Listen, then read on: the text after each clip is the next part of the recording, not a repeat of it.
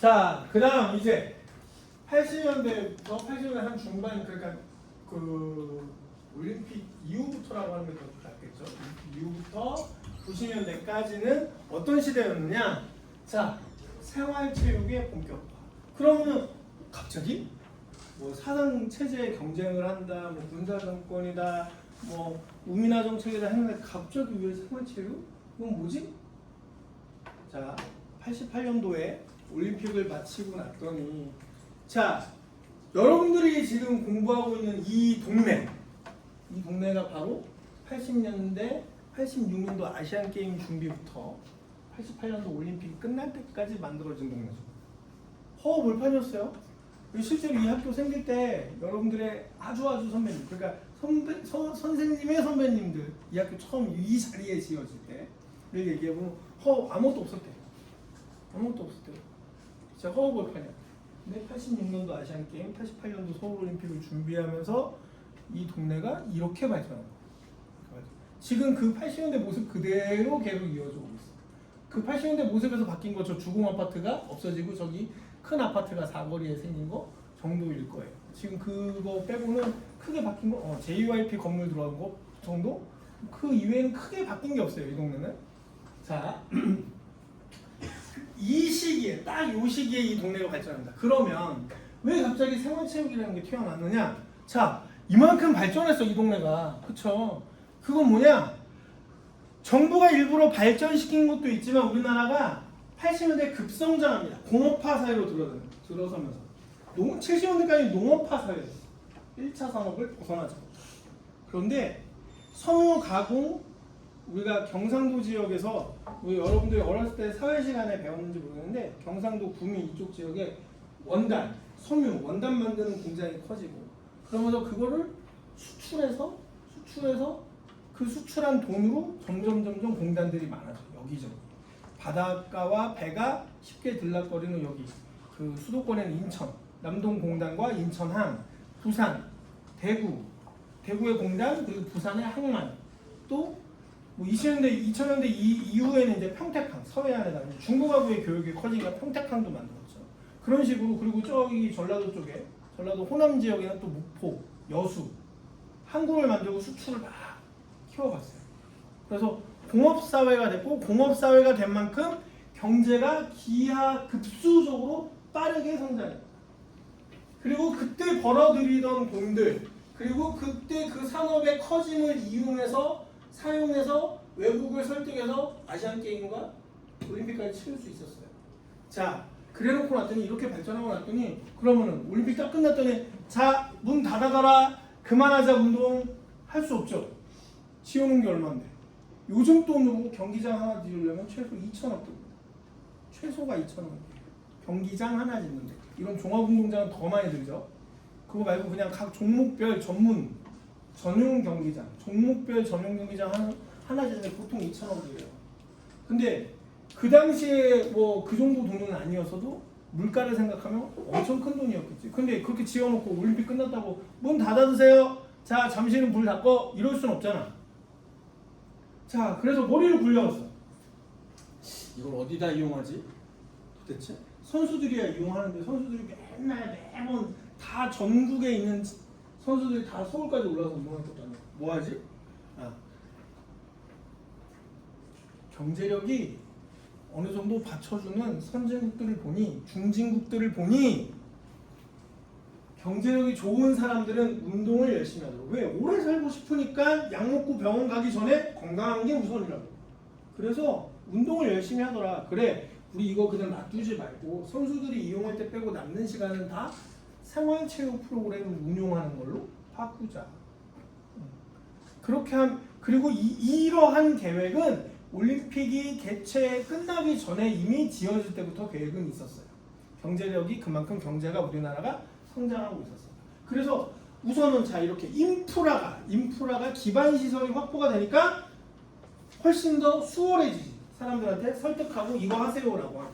그래서 하지만 그래도 우리나라가 경제력이 아무리 좋아졌다고 하더라도 운동을 하는데 돈이 들어갈 수밖에 없죠. 선생님한테 배워야 되는데 레슨비 줘야죠. 강습료 줘야죠. 그리고 테니스든 골프든 야구든 뭐든 간에 장비를 이용하려면 돈이 또 들어가. 그렇죠? 그러다 보니 어느 정도 경제력이 되는 사람 이리 또 해.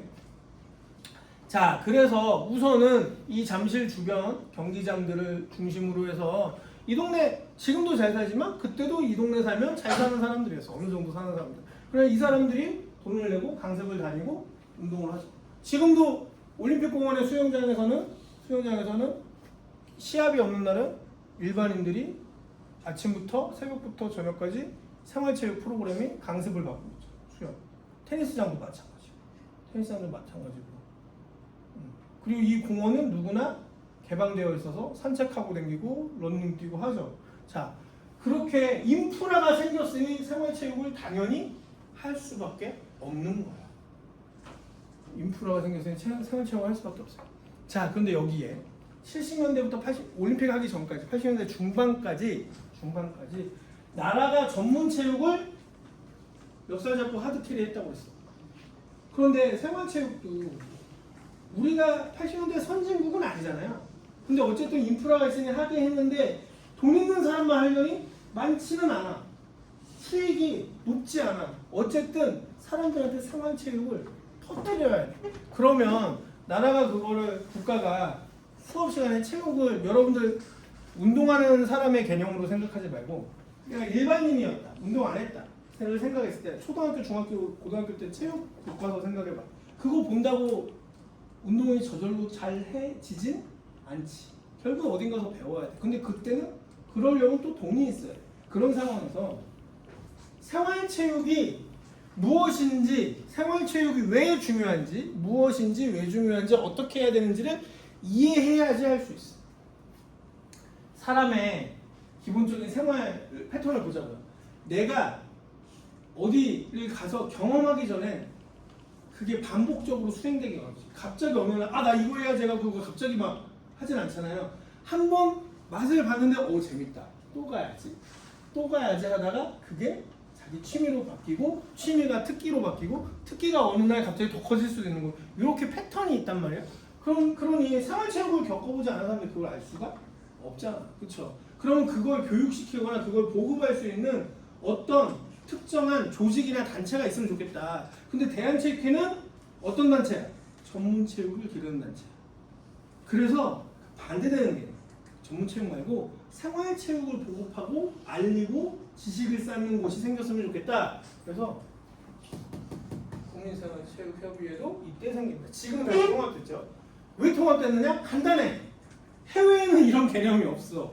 영어권 국가에는 생활체육과 전문체육의 개념이 구분되어 있지 않아. 교육제도 자체가 그렇지 않기 때문에. 이 얘기도 할 겁니다. 왜 그렇게 될 수밖에 없는지. 자, 그리고 그와 함께 나라가 돈을 쓰려면 지금 그랬어요. 나라가 국민이 중산층이 전부 다 중산층은 아니기 때문에 돈을 줘야지 운동할 수 있어. 그러면 그런 돈들은 국민이 낸 세금에서 국가가 예산을 만들어서 하는데 예산을 마음대로 쓰는 게 아니고 반드시 정부가 예산을 쓰려면 예산을 쓸 근거가 되는 법이 있어야 돼요. 그럼 체육에 돈을 쓰고 싶다? 체육과 관련된 법이 있어야 돼요. 그래서 국민생활체육진흥종합계획이라는 걸 이때 처음 만듭니다. 5개년 계획으로 5년에 한 번씩 정권이 바뀔 때마다. 그래서 뒤에 PDF 뒷부분 보면 정부마다 무슨 체육 정책이 바뀌었다 이런 얘기가 나오는데 자, 이런 종합계획을 처음으로 만들어냅니다. 이제 우리도 인프라가 생겼으니 그리고 이 인프라를 지방에서도 보고 따라할 테니 그러면 세금을 써서 국민들한테 체육을 열심히 하세요 라고 해줘야지. 그러려면 법이 있어야 돼. 그래서 종합계획과 이거와 관련된 법을 만들어내기 시작합니다. 그래서 생활체육의 90년대 초반까지를 뭐라 부르느냐? 생활체육의 본격화라고 얘기를 하고. 자, 그러면서 90년대 중반부터 2000년대가 들어오기 직전까지 뭐냐? 전문체육과 생활체육의 동반성장. 이 동반성장이 있었기 때문에 지금 생활체육협의회가 다시 없어지고 대한체육회랑 합칠 수 있는 명분이 생기기도 했어요. 좋은 명분은. 그리고 부정적 명분은 뭐냐? 굳이 나눌 필요 없다. 그냥 합쳐라 했어. 왜? 해외에는 이런 시스템 자체가 없다. 두 번째 이유는 또 뭐냐? 전문체육하고 생활체육을 따로 기르니 전문체육을 했던 친구들이 운동을 계속하지 못하면 갈 곳이 없어진다. 그러니 외국처럼 유럽이나 북미처럼 학교생활 정상적으로 하다가 체육에 조금 특기나 재능이 있는 사람들은 시합을 나가고 경기를 나가서 전문체육 활동도 겸해라. 외국처럼. 외국은 전문체육만 하는 사람들은 프로스포츠밖에 없어. 아마추어 스포츠는 프로스포츠가 없는 종목들은 내가 메인 잡은 따로 갖고 있고 이걸 하면서 스포츠가 세컨이야. 근데 우리는 운동을 하는 사람은 아마추어건 프로건 그냥 전문 선수죠. 그랬더니 이걸 그만두면 할 길이 없다고. 우리가 항상 고민, 이 대학에 있는 친구들, 선생님도 마찬가지였고 항상 고민하는 거 뭐야? 나 운동 그만두면 뭐하지? 라는 생각에 맨날 머리를 때린다고. 어쩔 수 없어요. 여러분들은 아직은 아닙니다 하지만 4학년 때쯤 됐을 때 실업팀은 못 간다? 아니면은 코치나 감독이 안 된다? 아니면 그러고 나면 뭐 공부를 하거나 미리 준비 안 했으면은 일반 우리가 아무리 전 세계에서 제일 좋은 체육대학 나왔어도 어떡할 건데요? 암담하잖아. 그렇죠? 그런 문제들 이렇게 성장하고 났더니 그래서 2000년대에 합치자. 빨리 합치자. 그래서 공부가 메인인 거고 그 중에 재능이 있는 사람들이 운동을 하면 되지 않겠느냐. 미국이나 유럽처럼 그렇게 흘러온 거예요 지금. 하지만 그게 쉽진 않아. 왜? 문화가 미국이나 유럽이 그렇게 할 수 있었던 건 300~400년간의 문화가 쌓여서예요. 우리는 그걸 제도적으로 하려고 그러는데 제도적으로 한다면 돈도 많이 들어가고요. 그만큼 시간도 또 더 필요해요. 아직은 과도기라고 생각을 합니다. 자, 그래서 90년대 말까지는 특히나 이제 군사정권이 끝났어요. 그래서 정책 기조가 자 이제 전문체육은 군사정권처럼 막 군인들 길러냈는데 그것도 하고 생활체육도 계속 확산시키자. 계속 나라는 발전하고 있으니 좀 더 확산시키자. 그래서 90년대 말에 보면 스포츠 중계도 정말 많이 했고요. 비인기 종목도 스포츠 중계 많이 했어요. 왜? 아까 얘기했죠. 경험하고 보고 알아야지 뛰어든다. 맛을 봐야. 여러분들이 배달시킬 때도 그러지 않아? 흔히 말하는 검증된 거는 쉽게 시킬 수 있어. 근데 새로운 집이 딱 나타나는데 별점만 보고는 도저히 마음이 안 간단 말이야. 별점이 갈칠 수도 있잖아. 그렇죠? 그래서 결국에 사람은 경험하고 맛을 봐야 뛰어들고 더 열심히 하게. 그러면 생활체육도 마찬가지겠지. 그래서 체육 수업도 학교에서 꾸준히 해줘야 돼. 우리가 밥벌이를 하기 위해서는 역으로 생각해보면 우리가 강사도 하고 강습도 하고 우리가 꼭 전문체육을 가르치지 않더라도 내가 생활체육에서 선출 강사가 되려면 어쨌든 자리가 많아야 되잖아요. 그럼 그 자리가 많다는 건 그걸 하고자 하는 민간인도 일반인도 많아야 된다는 얘기예요. 그럼 그런 일반인들은 어디서 그 맛을 봐야 되느냐? 나라에서 도와주니까 체육 시간에 가르쳐 주니까 맛보고 나 이거 내 성격에 맞는데 나 이거 할래. 학교에서 테니스를 좀 배웠는데 테니스 재밌네. 내 돈 내고 내가 돈 벌면 난 테니스 강습 다녀야겠다. 골프 해봤더니 재밌네. 런닝 해봤더니 재밌네. 태권도 해봤더니 재밌는데? 라고 맛을 봐야지. 자, 그래서 90년대 말까지는 이랬다 하는 거. 그 다음에 2000년대 이후 그러면서 이제 완벽하게 우리나라가 3차 산업시대까지 들어와서 경제성장 성과를 이루었고 그래서 자 이제 돈은 많이 벌었는데 그러면 수명을 늘려야지. 그래서 의료비 대주고 약값 대주려고 보험을 잘 해놨더니 잘해놓은 건 좋았는데 돈이 끝도 없이 들어. 그러면은 생각해보자. 뭐가 문제일까? 아프기 전에 아프지 않게 건강하게 지내면 되겠네. 그럼 건강하려면 뭘 해야 돼? 먹는 거 자는 것만 잘하는 게 아니고 운동도 열심히 해야지. 그래서 스포츠 복지라는 개념이 나오고. 그래서 조금 더 자극적이게 얘기하면 잘 사는 사람들은 오래 살려고 운동하는 거고 나라 돈을 가지고 정부의 도움을 가지고 조금 경제력이 미흡한 사람들은 내가 열심히 일할 수 있는 시간과 장소를 제공받으려면 노동력이 튼튼하다는 걸 강조할 수 있어야 되잖아. 스스로 보여줄 수 있어야 되죠. 그러니까 스포츠 복지를 받아야 되는 것이요. 그래서 2000년대 이후에 우리나라가 그 어떤 선진국들보다 뛰어난 복지국가로 계속 발전하면서 스포츠 복지도 매우 중요하다고 강조를 하게 됩니다. 이 시대까지 왔어요. 자, 거기다가 주 5일 근무제에서 노는 날 늘어났죠. 이제 심지어 주 4일제 또는 4.5일제까지 할 수 있다고 그래요. 그러면 여행 가는 사람 여행 갈 것이고, 영화 보러 주말에 독서하고 음악 듣고 영화 보는 사람 그럴 것이고, 또 남는 시간은 운동하겠지. 그러다 보면 운동을 하려면 뭐가 필요하다고? 장소와 장비가 필요하죠. 그럼 당연히 관련 산업도 커질 것이고, 그러다 보면 그 자리에 강사들도 많이 필요하고. 여러분들 여기에만 있으니까 잘 모르죠. 올림픽공원에 저녁 시간 가봤어요? 한 7시? 9시 사이에? 밤에? 가볼 일 없죠?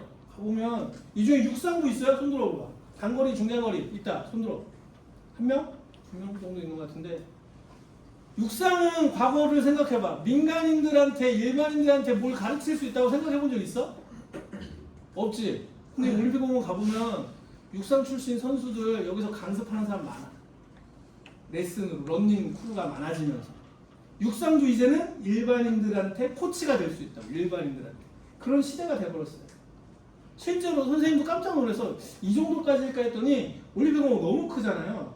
근데 선생님도 지금 좀 많이 빠졌는데, 선생님이 공부만 하다가 선생님이 대학교 입학할 때 58kg였고요. 그리고 대학교 졸업할 때가 군대 갔다 오고 운동 좀 줄이니까 대학교 졸업할 때 한 76kg였거든요. 근데 지금, 그러니까 작년 여름이 100kg였어 정확하게. 그리고 지금이 80kg거든요. 지금 다시 20kg 뺐는데 20kg 빼려고 열심히 뛰어다녔어. 하루에 10kg씩 뛰어다녔는데, 요즘에도 저녁마다 이제 수업 다 끝나고 나면 오후에 올림픽공원 2바퀴씩 뛰는데, 그럼 딱 10km 나오는 구간이 이렇게 내가 만들어 놓고 뛰는데, 뛰다 보면 진짜 많이 보여. 나는 그냥 뉴스에서 런닝크루 해서 그냥 동호인들끼리 모여서 뛰는 줄 알았거든요. 근데 그 중에 육상 선출들이 달리기를 가르쳐 주고 있어.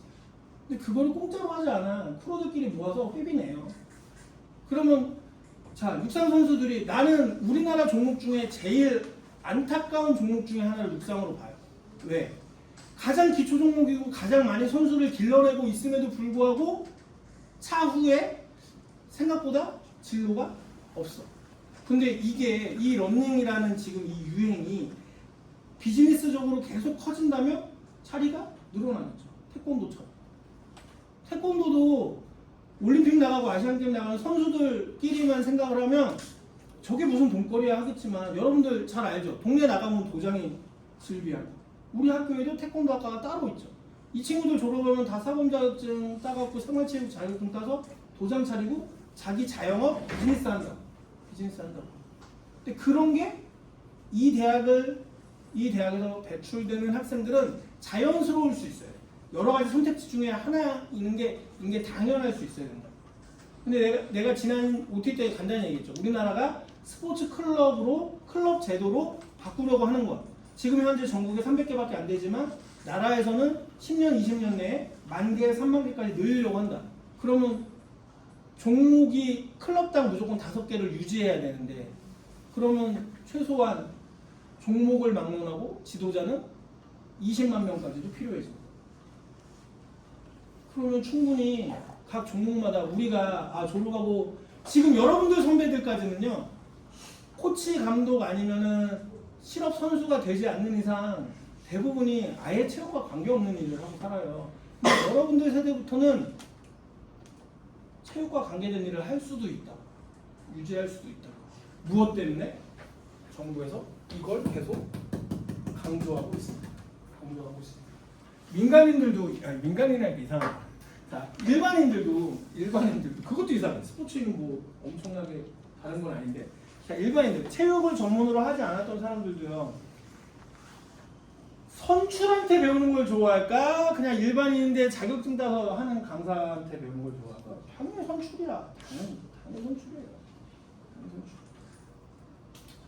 선생님 조카가 지금 중학교 1학년 내년에 올라가는데요, 농구 선수예요. 잘해. 생각보다 매우 잘해서 중학교가 이미 스카우트 다 끝났고, 이제 초등학교 팀에서 이제 그냥 클럽 전국 대회만 나가고 있는데, 현재 이제 학교에 전해져갖고. 근데 내 조카 조금이라도 운동 열심히 하면 기초 체력 길러준다고 전문 선수 출신의 육상 선수 출신의 지도자한테 달리기 레슨 시키고 체조 레슨 시키고 해요. 근데 그걸 해주는 일반 학원들도 많아. 근데 학원에는 선출이 강사가 없는 경우도 있어. 근데 선생님이 어쨌든 운동을 했으니까 내 지인들을 통해서 선출들한테 배우게 해. 만족도가 다르다. 만족도.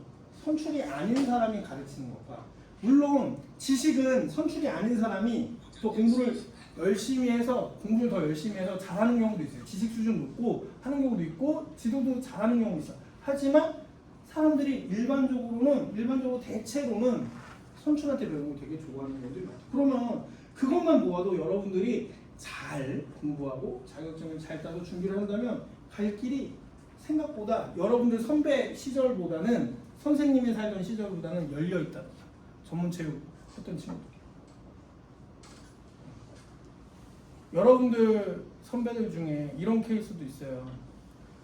육상 레슬링 했던 유도 했던 친구들이 그런 종목에 있었던 선출들이 자기 쪽에서는 지도자 갈 길이 작아.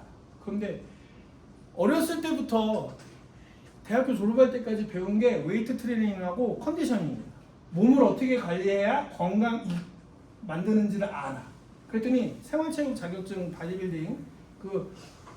바디빌딩 자격증 웨이트 트레이닝 가르칠 수 있는 거예요. 그거 하나 딱 따갖고 자기 PT샵 따로 생활체육학과 들어가서 따로 뭐 안 배워도 돼. 자기가 평생 한 게 그거거든. 몸 건강하게 만드는 스피드 올리고 순발력 기르고 지구력 기르는 운동이 뭔지 평생 훈련해왔거든. 그러니까 특히나 몸을 사지 정신을 다 다루는 맨몸을 다루는 육상, 유도, 레슬링 선수들이 그런 쪽으로 지도자가 안 될 경우에 그런 쪽으로 딱 틀었는데 잘 되는 경우도 있고. 그래서 전문 프로 선수들의 PT 강사로 가는 경우들도 많아요. 자기도 선수이지만 프로 선수, 야구 선수, 골프, 농구 이런 선수들의 전문 PT로 퍼스널 트레이너로 가는 경우들이 많아집니다. 그리고 그런 선수들도 선출인 강사들을 좋아해요. 왜? 훈련이라는 것에 느낌, 경험 있잖아. 그러니까 아침에 훈련하면 뭐가 힘든지, 점심에 훈련하면 뭐가 힘든지 그런 걸 아니까 PT라고 해서 자격증 우리 TV에 많이 나오는 건 쇼니라는 그런 사람들 말고 선출이 PT를 해주면 뭐가 다르다라는 걸 또 프로 선수들은 알고 있어. 그래서 또 그런 니즈가 있다. 그래서 이런 시대까지 왔고 여러분들 분명히 진로 선택이라는 것이 점점점 열리고 있다. 내가 운동하면 다음에 뭐 하지라는 걱정을 조금 덜 해도 되는 시기가 왔다라는 겁니다. 자, 우선은 PDF를 보고 하는 건 여기까지인데 이걸 선생님이 좀 더 구체적으로 지금은 우리가 10년 주기로 조금씩 나눠서 이름을 좀 어렵게 지었는데요. 조금 더 쉽게 다시 정리해 볼게요. 자, 그러면 60년대부터 70년대까지는 정확하게는 한 단어로 표현하면 학교 주도의 시기. 스포츠에서 60년대, 70년대까지 학교 주도의 시기라고 부릅니다. 그런데 여기서 디테일이 조금 달라지는 게 사상 경쟁, 북한과의 사상 경쟁을 위해서고, 자, 여기는 노동력 양성, 노동력 양성. 그리고 자 80년대까지, 그러니까 89년도까지를 얘기하는 거. 80년대까지는 자 정부, 중앙정부,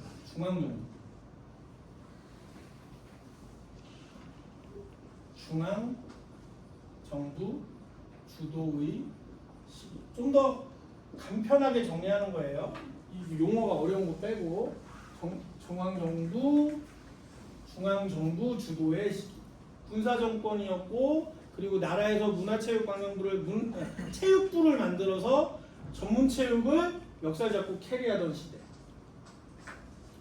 자, 그리고 90년대, 90년대까지는 2000년대가 오기 직전까지는 이제 진짜 민간. 자, 아까 얘기했던 60년대 민간 주도는요, 민간 주도, 대한체육회라는 민간 기구에 의한 전문 체육인데 민간 주도의 생활체육 시기. 생활체육 보급이라고 할게요. 좀 더 정확하게. 보급 활성화의 시기. 민간 주도의 보급 활성화 시기.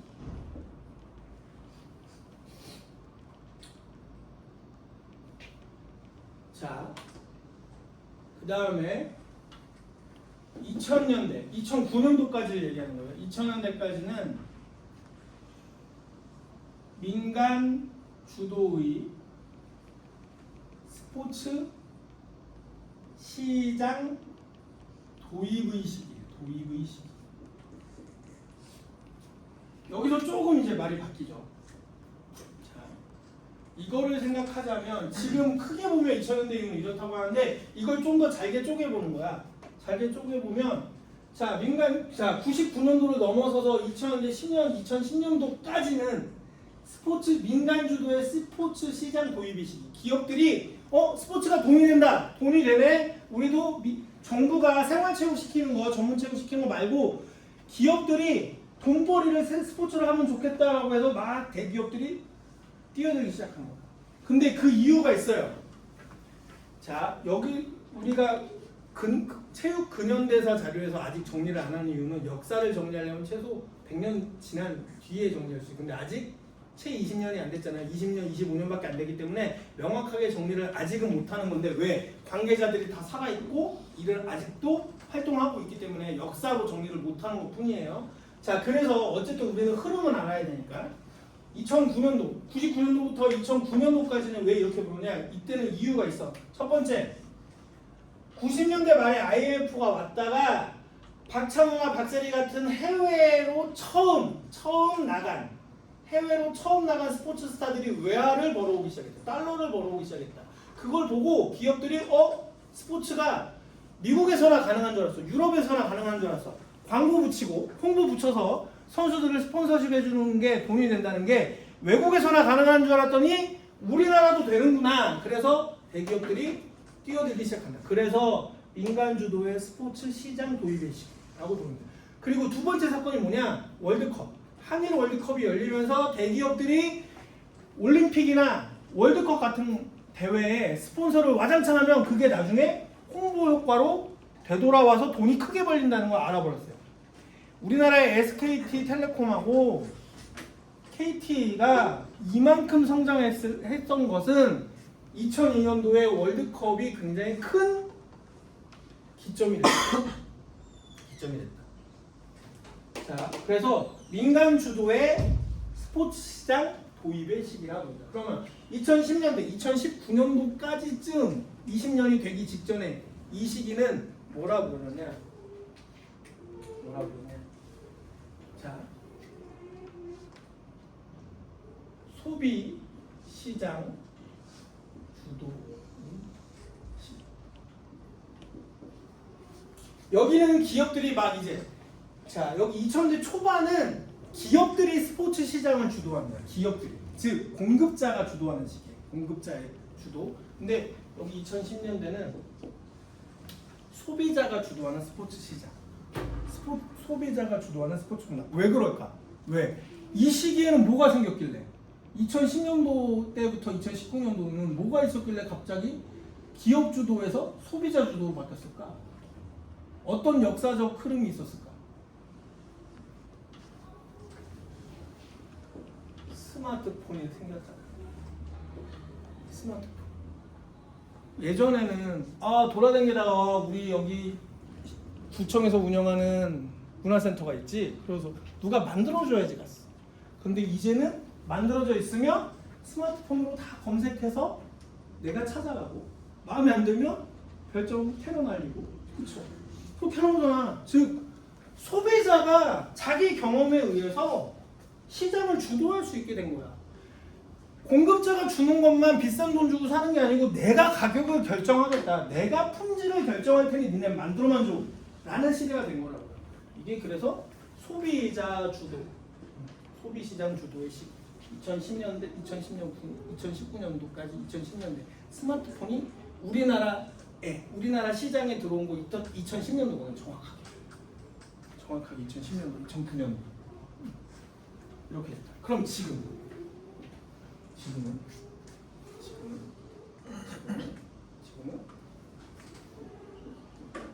디지털 전환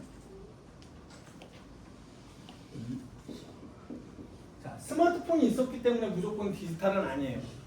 모든 정보와 지식이 디지털이라는 플랫폼 환경 내에서 다 운용될 수 있어요. 그래서 지금은 현재는 어쨌든 디지털 전환의 과도기라고 할 수 있다. 지금은 2020년대는 지금 그 중간에 있는 거죠 우리가. 자, 이렇게 해서 정말 AI까지 넘어갈 거냐? AI 완벽하게 스포츠를 AI로 할 수 있느냐? 아니면 심지어 뭐 선생님이 나중에 동영상 보여주겠지만 뭐 뉴스에도 봤겠지만 로봇가 농구하고 축구해요. 근데 우리가 선수가 축구하는 게 아니고 농구하는 게 아니고 로봇가 축구하는 걸 과연 돈 주고 볼 수 있는 시대가 될 거냐? 그거는 이제 20년대가 끝나봐야지 알 것 같아요. 분명히 기술은 있으나 그거를 아까 얘기했죠. 경험을 해야지 돈을 쓴다고. 맛을 봐야지. 근데 그게 아직 재밌다는 맛은 못 느꼈어. 그냥 신기하다 정도야. 지금은 디지털 전환의 시기라고 얘기할 수 있다. 지금 20년대. 자, 오늘은 여기까지 합니다.